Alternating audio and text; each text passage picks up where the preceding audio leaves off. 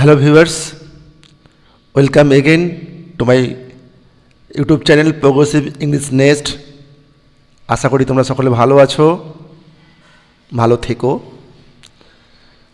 আজকের ভিডিওতে আমরা জেনে নেব মাধ্যমিকে অর্থাৎ ওয়েস্ট বেঙ্গল বোর্ডের যে মাধ্যমিকের ন্যারেশন চেঞ্জ সংক্রান্ত যে প্রশ্নগুলো বিগত 18 বছরে এসেছিল তার অ্যান্সার্স।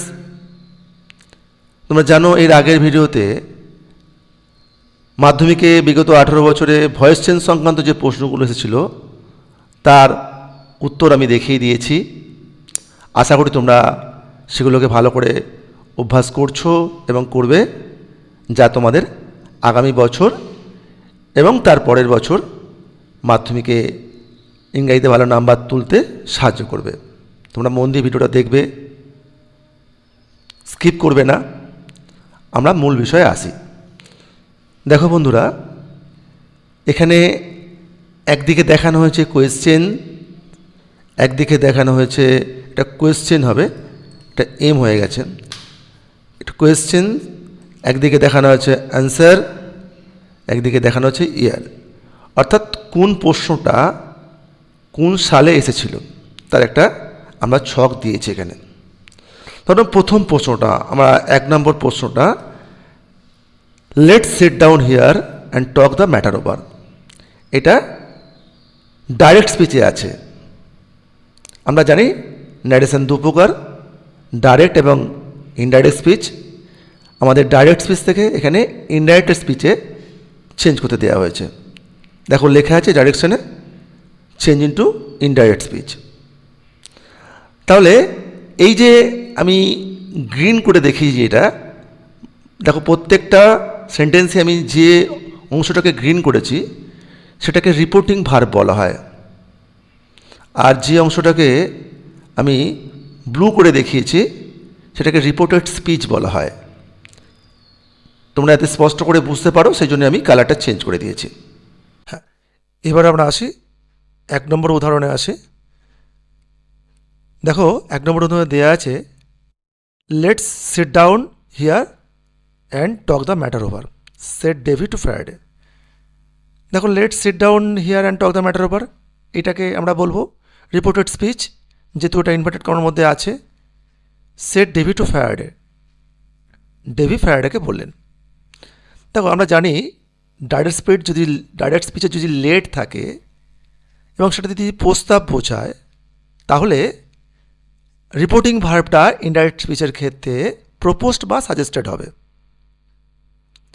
এবং ইনভার্টেড কমা উঠে গিয়ে দ্যাট বসবে। আর এখানে লেট যেহেতু ব্যবহৃত হয়েছে, প্রস্তাব বোঝাচ্ছে, সেখানে আমরা রিপোর্টেড স্পিচের ক্ষেত্রে শুড ব্যবহার করব। যখন আমরা ইনডাইরেক্টে করছি তাহলে কি জানতে পারলাম, যে লেট যদি ব্যবহৃত হয় ডাইরেক্ট স্পিচের ক্ষেত্রে এবং সেটা যদি প্রস্তাব বোঝায়, তাহলে আমাদের রিপোর্টিং ভার্বটা প্রপোজড বা সাজেস্ট হবে এবং রিপোর্টেড স্পিচে শুড ব্যবহার করতে হবে। অ্যান্সারটা তাই হয়েছে, Davy proposed to Friday that they should sit down there and talk the matter over. আশা করি বোঝানো গেছে। এবার আসি 2 নম্বর উদাহরণে। Next, the teacher said man is mortal. দেখো এখানে রিপোর্টিং ভার্ব পাস্ট টেন্সে আছে। আমি একটু সংক্ষিপ্ত আকারে বলে দিই ন্যারেশনের নিয়মটা। আমরা জানি রিপোর্টিং ভার্ব যদি পাস্ট টেন্সে থাকে তাহলে রিপোর্টেড স্পিচের টেন্সের পরিবর্তন হয়। কিভাবে হয়? সিম্পল প্রেজেন্ট থাকলে সিম্পল পাস্ট, পাস্ট কন্টিনিউয়াস থাকলে প্রেজেন্ট কন্টিনিউয়াস থাকলে পাস্ট কন্টিনিউয়াস, প্রেজেন্ট পারফেক্ট থাকলে past perfect, present perfect continuous থাকলে পাস্ট পারফেক্ট কন্টিনিউয়াস। আবার সিম্পল পাস্ট থাকলে পাস্ট পারফেক্ট, পাস্ট কন্টিনিউয়াস থাকলে পাস্ট পারফেক্ট কন্টিনিউয়াস।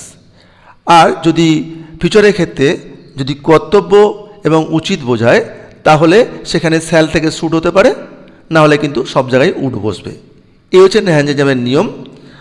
আর আমরা দেখে নিই এখানে কি বলা হয়। রিপোর্টিং ভার্ব যদি পাস্ট টেন্সে থাকে তাহলে রিপোর্টেড স্পিচের টেন্সের পরিবর্তন হবে, আর রিপোর্টেড ভার্ব রিপোর্টিং ভার্ব যদি ফিউচার টেন্স বা প্রেজেন্ট টেন্সে থাকে তাহলে রিপোর্টেড স্পিচের টেন্সে কোনো পরিবর্তন হবে না। সেটা আমরা অন্য উদাহরণ দেখে নেব। এই উদাহরণে যেটা আছে, আমার রিপোর্টিং ভার্বটা পাস্ট টেন্সে আছে, তাহলে রিপোর্টেড স্পিচের টেন্সের পরিবর্তন হওয়ার কথা। কিন্তু বন্ধু এখানে ম্যান ইজ মর্টাল, এটা চিরন্তন সত্য, ট্রুথ অফ অল টাইম।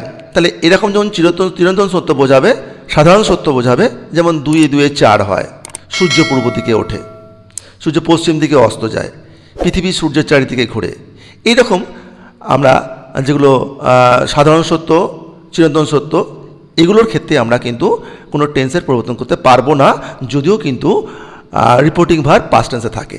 দেখো তাই অ্যান্সারটা করা হয়েছে, the teacher said that man is mortal.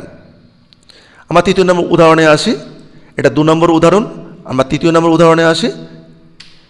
The teacher said to his students you must love your motherland. বন্ধুরা সেড টু থাকলে দেখতে পাচ্ছ ওখানে রিপোর্টিং ভার্ব সেড টু আছে। সেড টু থাকলে টোল্ড হয়, কোথার ক্ষেত্রে না স্টেটমেন্টের ক্ষেত্রে, জেনারেল স্টেটমেন্টের ক্ষেত্রে সেড টু থাকলে টোল্ড হয়, তাই টোল্ড করা হয়েছে। You must love your motherland, তাহলে the teacher told his student that they must love their motherland। 3য় নম্বরে 4th নম্বরে উদাহরণে আসি আমরা। সেখানে how did you get here child asked the man. এখানে দেখো রিপোর্টিং ভার্ব আস্কড, আর এখানে রিপোর্টেড স্পিচটা একটা কোয়েশ্চেন। এই কোয়েশ্চেনের ক্ষেত্রে বলে রাখি বন্ধুরা, যদি দেখো যে WH দিয়ে কোয়েশ্চেন শুরু হয়েছে, অর্থাৎ WH ওয়ার্ড দিয়ে কোয়েশ্চেন শুরু হয়েছে, যে প্রশ্নের উত্তরগুলো হ্যাঁ বা নাতে দেওয়া যাবে না, সেগুলোর ক্ষেত্রে আমরা কিন্তু ওই WH ওয়ার্ডটাকে কিন্তু নিয়ে নেব। অর্থাৎ দেখো হাউ এখানে নিয়ে নেওয়া হয়েছে, হাউ, আর এখানে কিন্তু ইনভার্ট কমা উঠে গিয়ে দ্যাট বসবে না। একমাত্র ডাইরেক্ট থেকে ইনডাইরেক্ট করার সময় কোয়েশ্চেনের ক্ষেত্রে, অর্থাৎ আমাদের ইন্টারোগেটিভ স্টেটমেন্টের ক্ষেত্রে, ইন্টারোগেটিভ সেন্টেন্সের ক্ষেত্রে আমরা ওই ডাইরেক্ট থেকে ইনডাইরেক্ট করার সময় ইনভার্ট কমা তুলে গিয়ে দ্যাট বোঝাতে পারবো না, ওই WH ওয়ার্ডটাই আমরা রিটেন করে নেব। তাই দেখো এখানে the man asked the child how he had got there. দেখো এখানে হচ্ছে হাউ ডিড, এটা সিম্পল পাস্টে ছিল, তাই এখানে পাস্ট পারফেক্টে করা হয়েছে how he had got there. তাহলে নিশ্চয়ই বুঝতে পেরেছ। আমরা আসি 5ম নম্বর উদাহরণে। Climb up little boy said the tree. তাহলে ট্রিটা কি বললো? Climb up. তাহলে আজড অর্থাৎ আজই জানানো, আবেদন জানালো, কি জানালো? গাছটা climb up are the little bird to climb I. এরকম ক্ষেত্রে দেখো এখানেও কিন্তু ইনভার্ট কমা উঠে গিয়ে দ্যাট বসেনি। কারণটা হচ্ছে যে আমরা জানি যে যেগুলো ইম্পারেটিভ সেন্টেন্স, আদেশ, অনুরোধ, উপদেশ বোঝায়, সেগুলোর ক্ষেত্রে আমরা রিপোর্টিং ভার্বে সেই মোড অনুযায়ী চেঞ্জ করে দেবো। যদি আদেশ থাকে অর্ডার্ড করব, যদি অনুরোধ থাকে রিকোয়েস্টেড করব, যদি উপদেশ থাকে অ্যাডভাইসড করব। এখানে যেমন আর্টস করা হয়েছে, তারপরে টু দিয়ে টু এর পর বাকি পোর্শনটা তার ভার্ব পোর্শনটা জুড়ে গেছে। আদার চেরিসিড লাকি আস্কড রাকেস্ট।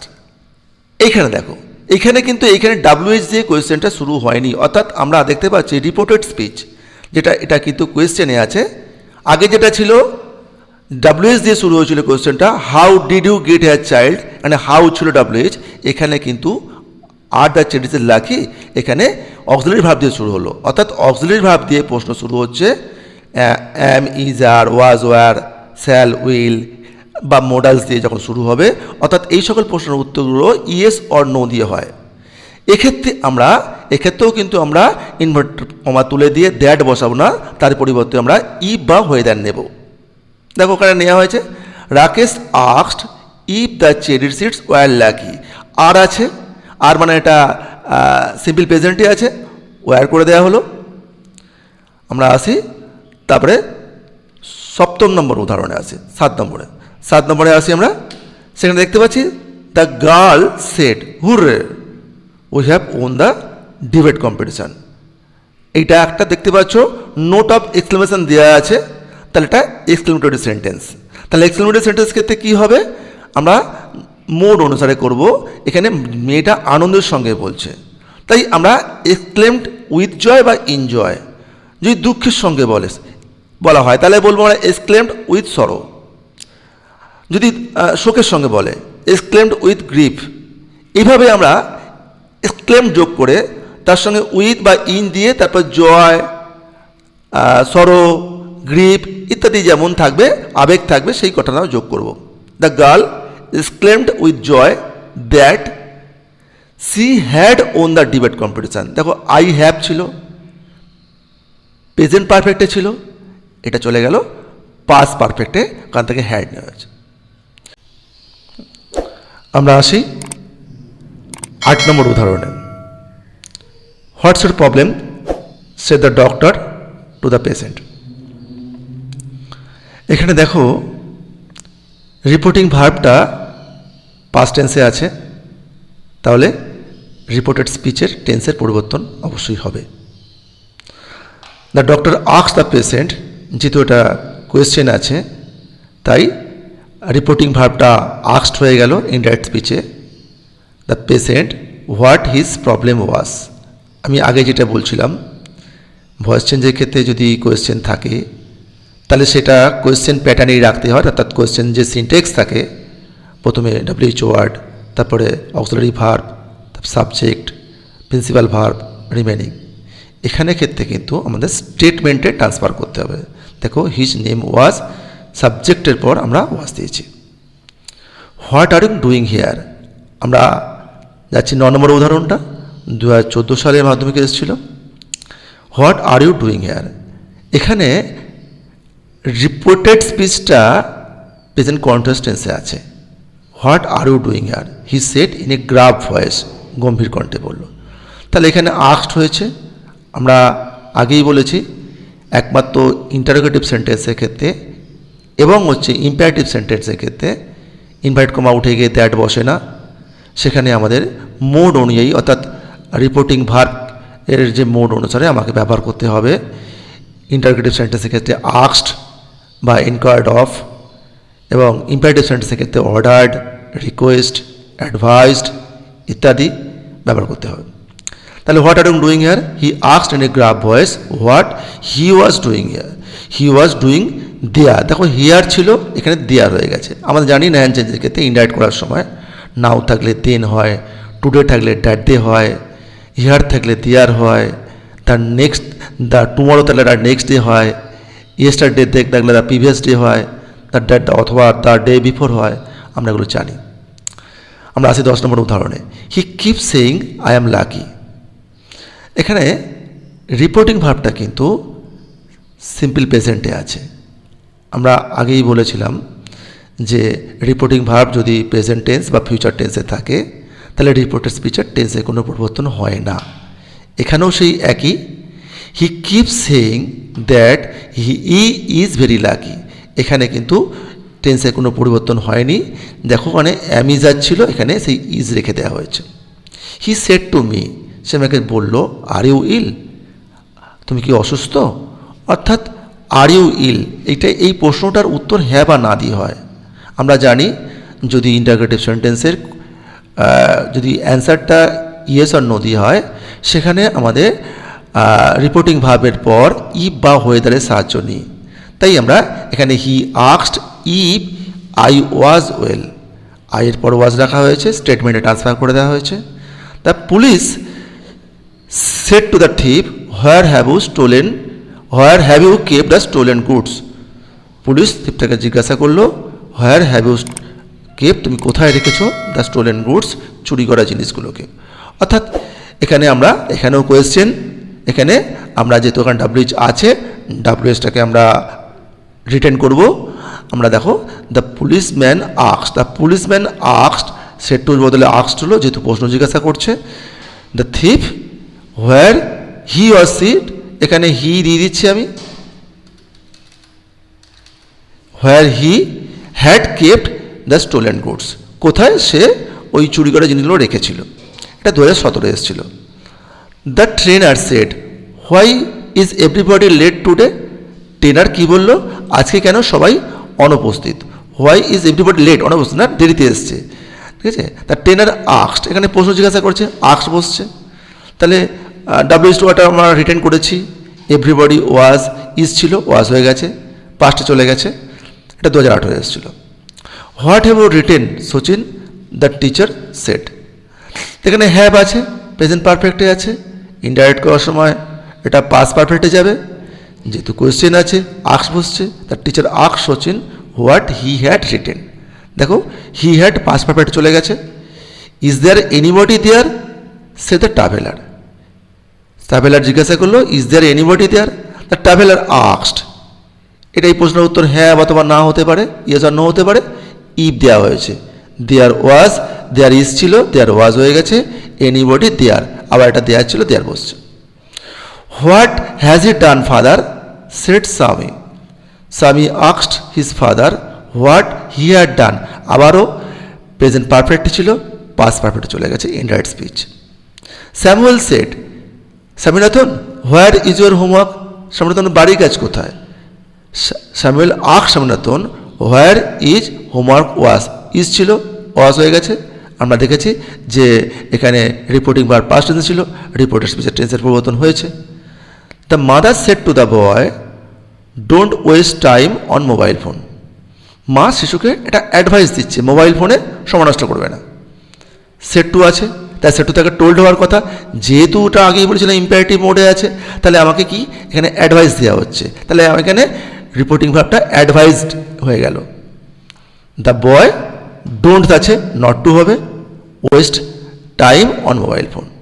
আশা করি বন্ধুরা তোমরা বুঝতে পেরেছো, প্রত্যেকটা ন্যারেশনকে তোমরা নিশ্চয়ই বুঝতে পেরেছো। একটু ভালো করে অভ্যাস করবে এবং দেখে নেবে, ভালো করে খাতায় টুকে রাখবে। ভিডিওটা ভালো লাগলে তোমরা বেল আইকন বাটন টিপে সাবস্ক্রাইব করবে, যাতে করে আমি নতুন যে ভিডিওগুলো দেবো তোমরা তৎক্ষণাৎ পেয়ে যাও, এবং আমিও যাতে উৎসাহিত হই। কমেন্টস করবে, লাইক করবে। আজ তাহলে এই পর্যন্তই, আসি বন্ধুরা, আবার দেখা হবে কোনো ভালো ভিডিও নিয়ে। ধন্যবাদ।